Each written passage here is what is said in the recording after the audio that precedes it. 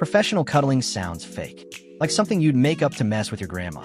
But it's very real. And it's growing. What? What the? Here's how it works. People pay to be held. It's crazy, but it's true.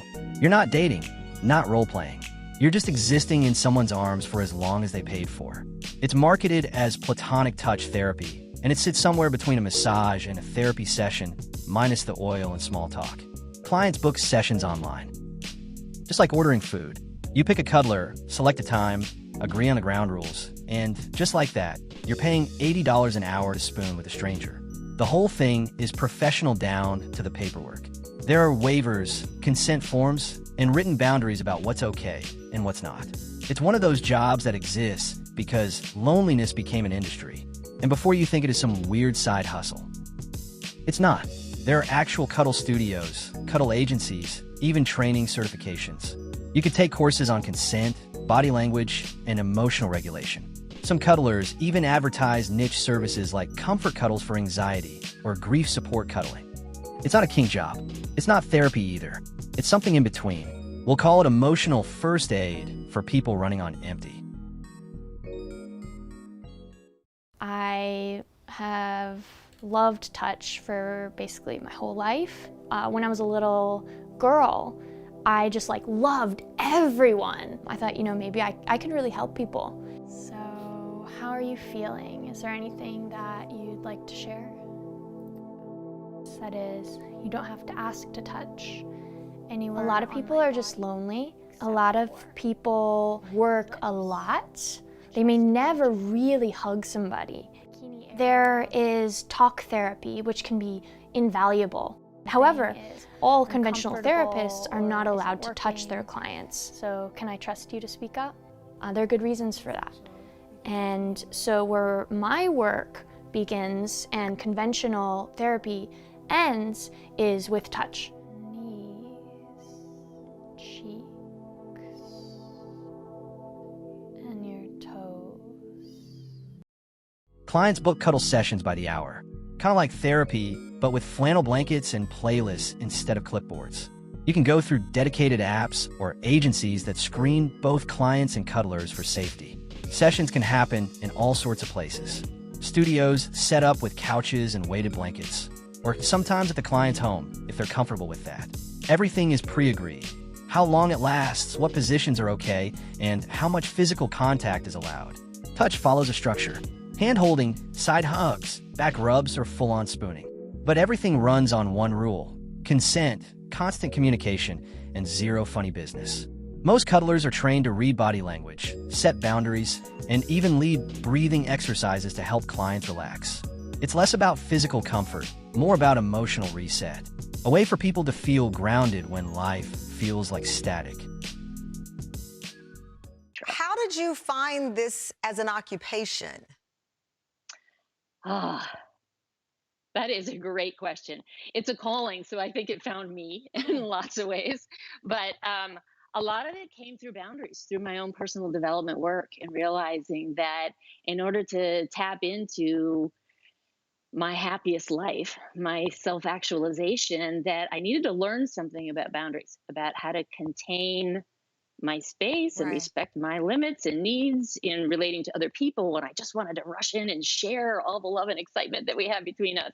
But we know that scientifically touch is healing. I mean, when children are nervous or when someone needs comforting, we know the value through science, what touch brings. I guess I'm trying to understand how you turn this into an occupation where you are a professional cuddler. Is it on your business card?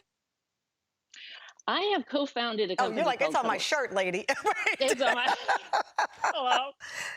So, and I want to specify, so professional cuddling is a new field out there, and Cuddlist is my particular brand. How long has it been around?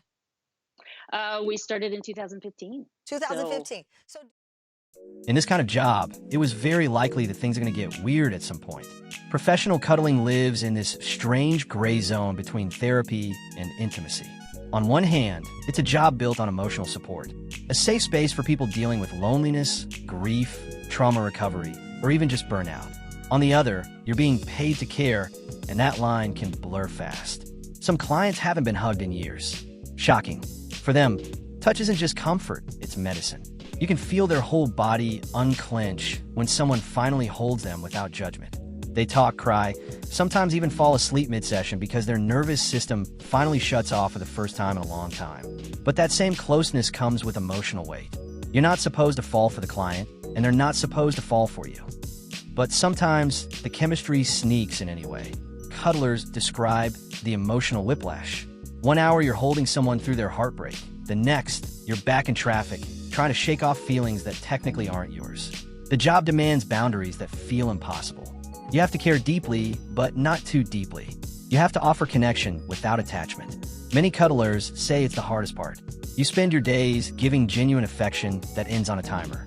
You're acting like a therapist, but you're not quite one. You're building connection, but it's one-sided. It's the art of being close enough to heal someone, yet detached enough to walk away when the clock hits 0. Are you ever worried that maybe people will see this and they're kind of creepy and they want a hug and they're creepy? Are you worried about creepy people? I said creepy Well, three times. This is why the cuddlist protocol, really, our technique and approach focuses on boundaries and consent. So, have you had to kick anybody out where you're like, okay, now you're making me uncomfortable, you got to go? Well, this is the screening process. So I make sure that we communicate, we're clear up front. Yeah. So that really doesn't generally happen. But yes, I have if that happens, it's really just we're not a good fit. We need to end the session. We want different. Let's talk money. Because yes, cuddling pays. Top professional cuddlers can earn anywhere from $80 to $100 an hour. Sometimes more, depending on where they work and who their clients are. The best in the game. People with hundreds of 5-star reviews, repeat customers, and wait lists can easily cross into 6-figure territory. It's not an exaggeration. A weekend filled with back-to-back sessions can cover rent, utilities, groceries, and still leave room for a splurge. Some turn it into a proper business.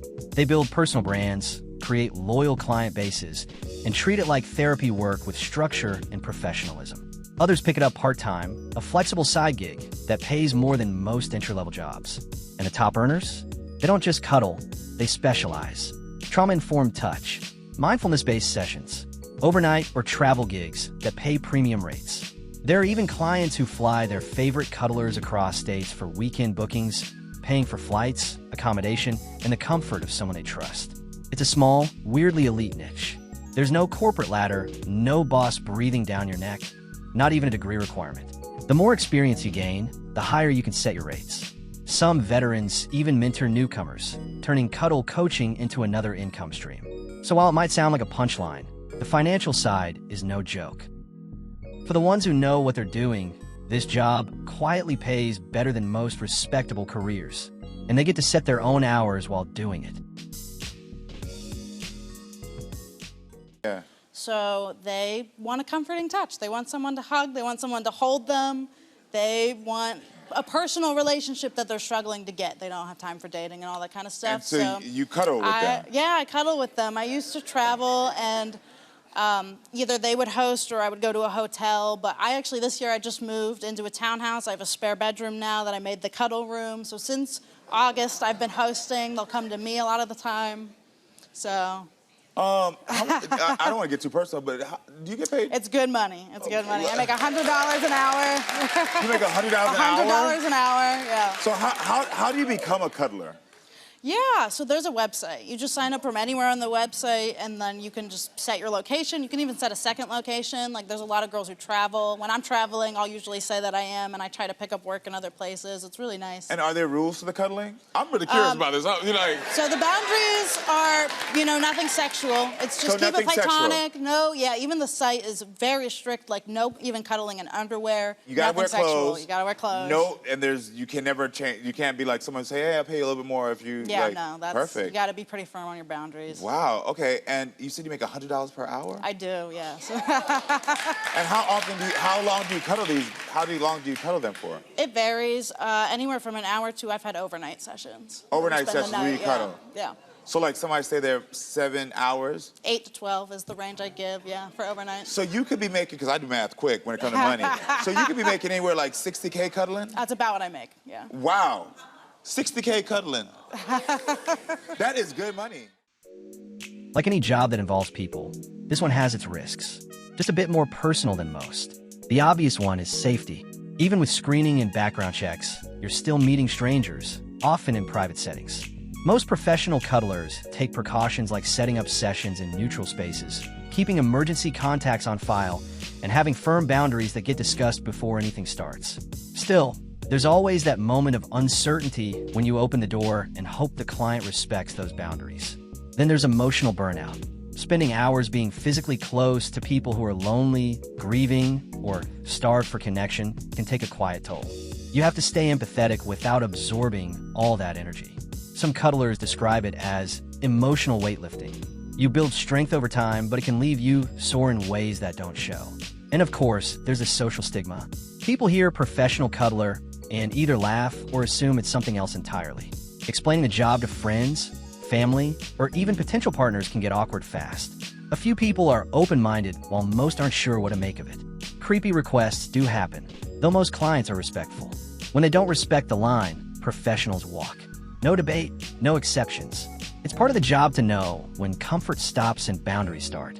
So while it might sound easy from the outside, just hugging people for money, it's not always soft pillows and scented candles.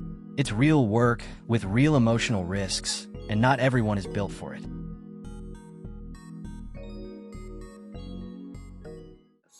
If you were to ask me 5 years ago, cuddle therapy, what I would think, I would probably have rolled my eyes. My greatest fear is that people were not going to understand what I was doing, and that there was the potential of bringing shame to my family. So I was harboring a little bit of shame because I didn't think people would understand, or that they might think that it was a cover for sex work, which is a common misconception, of course. I was happily foiled in those ideas because everybody was very open-armed. And I almost feel ridiculous now for ever being so worried about it. Professional cuddling might sound strange at first, but it's proof that even the simplest human need can become a thriving business. It's soft work with firm boundaries. Emotional labor wrapped in a blanket. And for the people doing it right, it's not just about money. It's about presence, warmth, and knowing exactly how to make their clients feel safe and seen. If you made it this far, comment warm blanket so I know you're one of the real ones. Don't forget to like, subscribe, and share with someone you think would do this job.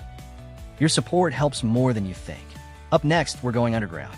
Literally, meet the people who dive into sewers for a living.